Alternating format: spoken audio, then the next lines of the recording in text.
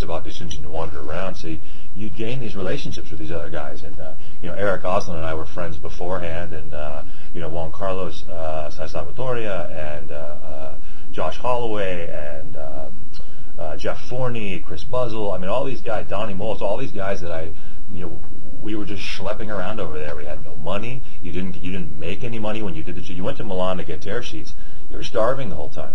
So, do you know, I'm sorry, I had got to cut in because you know why? These are some hot guys. Do you know they've got the smallest little dogs you could ever imagine? I went to a barbecue and went, look, I'm the chick with the 2 pugs, and I'm seeing Malteses. I'm seeing mini pins. That's Victor Webster with the Maltese. I've got a miniature pincher, and he's buff. He's 10 pounds of muscle. And that's what I want to talk about, because you know what? This show is Fashion 411. Do you know that there's a 6'4" man in studio with a mini pin that has a bomber jacket on? Sick bomber jacket. Sick bomber jacket. Is that right or wrong? No. Hey, look, I work up in Canada. It's like 40 degrees. You got 2. There we go.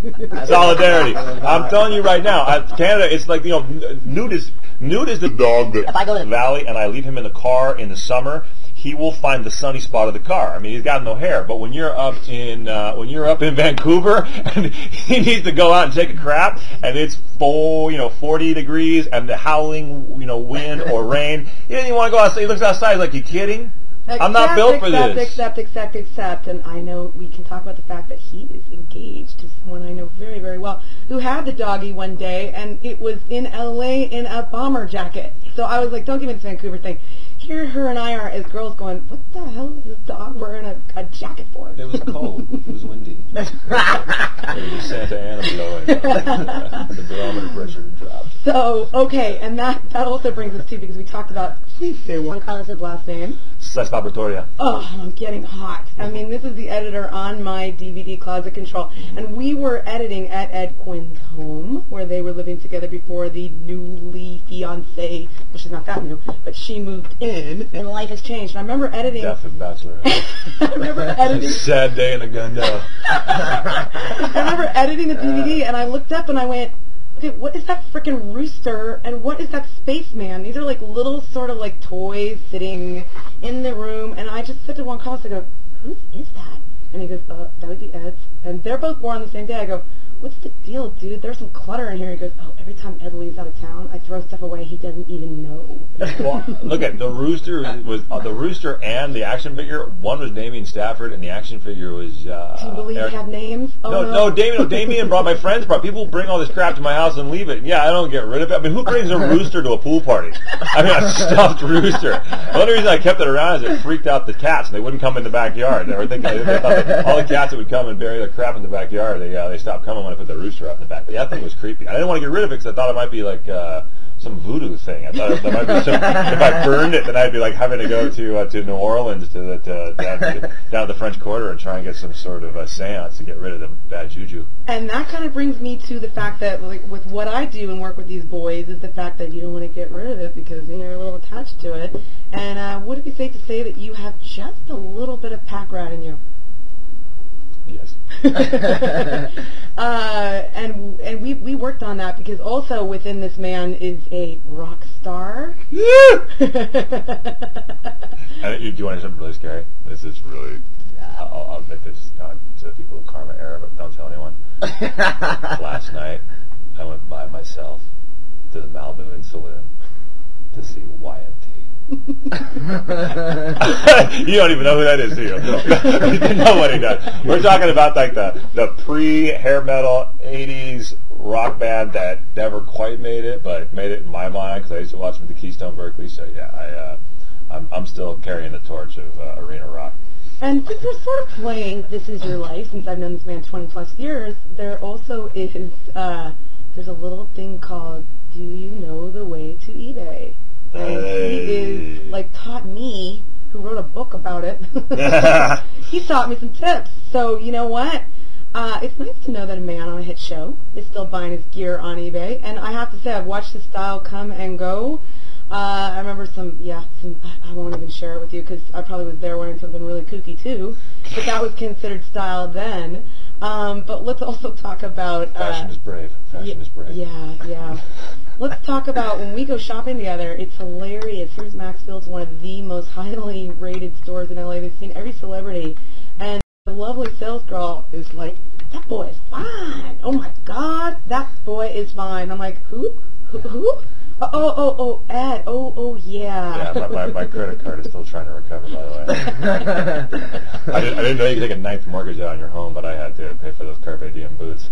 Yeah, because literally, this is the funniest thing about these Carpe Diem books, and it's a great tip that we can hand out to the listener as well, is that these boots that he bought, yes, they were $1,200, and not because he's on a show, because he can wear them for the next, 20 years every day in a row, and for a man, that has longevity. I hear the leathers were, buried in Afghanistan. If that's not true, it certainly was a great story, because he bought them. Yeah. I've watched the style go from breathless to eBay extraordinaire. Yeah. So let's talk a little bit about how does one do eBay? Well, for starters, you have to have an absolute base hatred of shopping. I mean, it has to make you it makes me so sleepy and nauseous at the same time. Literally, if I walk into it, I'll never have insomnia, because all I have to do is go walk into a Neiman's or a Barney's. I'm immediately disoriented. I'm exhausted. I can't function. I start to slur my speech. So I cannot stand to shop. However, for me, it's also just kind of knowing what you like and trying to get there faster. And so... But it's how to function on eBay. Well, I hear from the fiance, there's boxes and boxes and boxes of things coming in. Well, is there anything going out at the same time? Look, it's very simple. eBay has a service in which what you do is you find, say, a designer that you like I happen to love John Barbados. I know that he fits me very well. That's a key. You got to know what fits you. And then every day, they will send you an email of anything that's been listed by John Barbados in your sizes. He taught me this. I was like, wow, that's so cool. Instead of having to search it, seek it, it's there for you. It's there for you every day. It's basically pre-selected for you, and then you kind of just find the stuff that you kind of like, and then you don't get emotional about it. Figure out how much you're willing to pay for it, make that bid, and then don't check if you've been outbid, let it go. Don't get obviously some pieces you're going to want to go after, but it's amazing. And the other thing is, there's a lot of online stores, and I guess there's savings there and stuff, but what you're looking for is you're looking for the stylists that are trying to get rid of stuff that they have from jobs. You're looking for guys that are turning over their wardrobe that, God forbid, they'd wear that $2,000 leather jacket twice, and so they're blowing it out, and they're blowing it out, and they're blowing it out, and then you can just get really great deals, and you kind of keep your wardrobe up and fresh without having to go through the nightmare of hitting the sales at Barney's. Yeah, and I think that he is wearing a pair of Porsche Carrera frames from eBay, right? Perfect example, Hanna-Barbera baby. Glad you brought that up. After first season, we were doing a little shopping thing, and I needed some new sunnies, and we went down to some sunglass place, which maybe we should remain nameless. I thought most of the sunglasses there were crap. And they said, well, come check out our vintage booth. And I'm back there, and the girl pulls out these Porsche design Carrera. I remember these from the 80s. I mean, they were so badass, and I'm like, whoa! And I put them on. They looked amazing. I'm like, cool. How much? $650. And I'm like, $650. And I looked at Barbara, and I'm like, that's $650. Now we're going to get the $400 discount. And Barbara's like, nope, not in the vintage. And I was like, I kind of looked, turned over, saw the frame number, said, thank you very much. I had a better pair, because that pair had a brown lens. I got a pair with green lenses. The next day, $114. Thank you, eBay. Good night. Thank you very much. And you know what? I promise he's not Metro. I've taught him well. He didn't start out this way. So all men can be trained, and that is going to lead us into our next segment. If you have comments or questions for Karma Air, Fashion 411, please do call in at 188-49-KARMA. And if you're too shy, send us an email. We will be right back. Include pictures. I can't really hear. I can't hear the music. Your headphones are probably turned down. Is that what it is? Yeah. Okay. All right, put your headphones on. Which one is you? Can you guys hear okay? Yeah, thank you. Do me a favor, Barbara, hang up that phone. What? Can you hear it now? Yeah, that's much better. All right, so we have a caller on the line. Okay, we do. She's asking to speak. She has a question for Matt. Question for Matt. Can we wait till we get into Matt? Because it's going to kind of come out of... When does he come? It's him now. Right. No, I mean I'm gonna like talk to him and then. Oh we yeah, can yeah, yeah. And Okay. then, yeah, I'm just saying. Okay, right on. What you want to do is go to, of course, go to him first. Yeah. And then go to the caller. So Okay. do wait about 3 or 4 minutes. Then Okay. go on a caller, then go back in. Okay. Okay.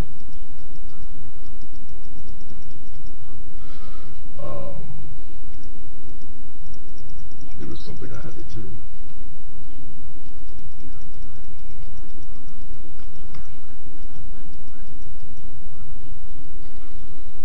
Oh, it'll come to me.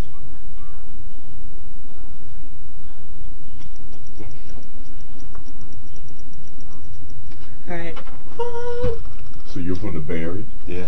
Me too. Where? Yep. Alameda, What high school? Encinitas. Encinal, no way. Yeah. Yeah, I went to St. Mary's in Berkeley. Wow. Yeah. I think we just played you guys just in scrimmage games. Conference. Yeah, no, exactly. I think we played you. I know I played you there. What year? How old are you? 34. 34. Yeah, 34. yeah. So I was our freshman year. We played at Encinal. Mm-hmm. And then I think my JV year, we actually, I think, did have like a scrimmage with you or something. Yeah, because aren't we all kind of blew in the same age range? Yeah. Yeah. You know? You older or younger? Younger. Older. Yeah, older and then younger. 30. 30. Yep. How long you been down here? 8 years. I just came out here to do the radio thing, and the station I was at just got sold today. They fired everybody. Oh, my God. Human resources, everything. Remember the beat? Yeah. Gone? Really? What? Yeah. Why? They sold it Today. And then is it They going to turn out to be fired some country everybody. station and like tomorrow? Yeah, talk radio. How's that go? Oh, talk radio. Can we get on there? They sold it for $325 million. They sold it for. Whoa. Radio is minting money if you've got a license. Wow. It's just like, it's fun because it's just like, and talk radio is really becoming Yeah. important. Internet radio, talk radio, things like that. Because, 9 to 5 people are in front of their computers. Yeah. So they're listening, They're listening Yeah. all the Yeah. time. you know? But yeah, tripped me out. Wow, I sorry. left I'm done. I've been done. Oh, that's you're- good. Good. yeah. I ended up Good. doing this. But I was supposed to go back, and I'm glad I didn't. See, everything happens for a reason. Really does, So I was man. like, Really does. All right, here we go, gentlemen. Thank you. Ladies.